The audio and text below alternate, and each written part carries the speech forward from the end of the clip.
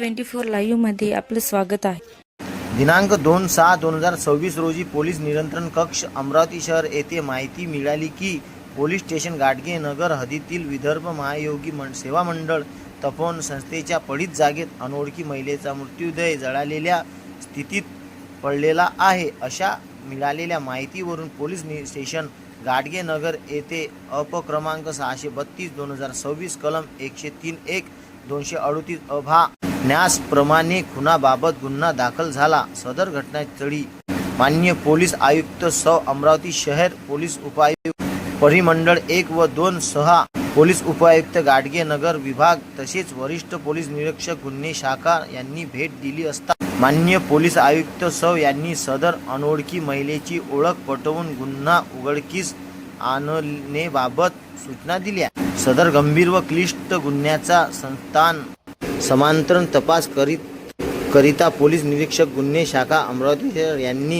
गुन्हा उघडकीस आणल्याबाबत योग्य ते मार्गदर्शन करून गुन्हे शाखेचे 4 पथक तयार करून वेगवेगळे दिशेने पाठविण्यात आले आहेत। त्या अनुषंगाने गुन्हे शाखेचे अधिकारी व अंमलदार यांनी अमरावती शहर व अमरावती ग्रामीण हद्दीतील हरवलेल्या महिला तसेच गोपनीय माहितीदार यांच्याकडून माहिती घेऊन सदर अनोळखी महिला ही कुमारी काजल जितेंद्र इंगळे वय वर्ष 22 राहणार विश्रोळी तालुका चांदूर बाजार जिल्हा अमरावती हमू तेजस विहार राजुरा अमरावती येथील असल्याची ओळख पटली। परंतु सदर घटनास्थळाच्या परिसर हा अतिशय दुर्गम व झाडाझुडपाचा व जंगलातील परिसर असल्याने तसेच सदर घटनास्थळी व घटनास्थळाच्या नजीक कोणतेही सीसीटीव्ही फुटेज उपलब्ध नसल्याने अमरावती शहर पोलिसांसमोर सदर गुन्ह्याचा आरोपीचा शोध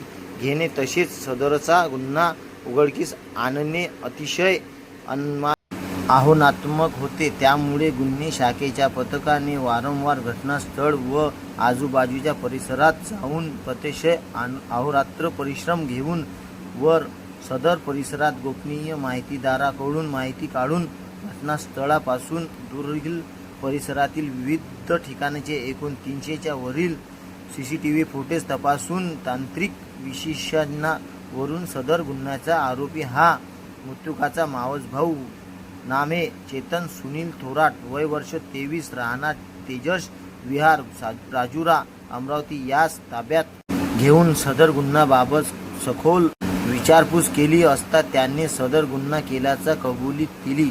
तसेच त्याने सदर महिलेची ओळख पटवू नये म्हणून तिचा मृत्यूदय पेट्रोल हा जलशनील पदार्थ टाकून जाळून टाकला होता। तसेच सदर मृत्यू महिलेचा मोबाईल व इतर वस्तू हा सदर घटनास्थळापासून पुरावा नष्ट करण्यात उपसने कोठेतरी फेकून दिला होता। सदर वस्तू हत्यागत करणे सुरू आहे। असे अपडेट बघण्याकरिता आमच्या विदर्भ 24 लाईव्हला लाईक, शेअर, कमेंट आणि सबस्क्राईब करणे विसरू नका।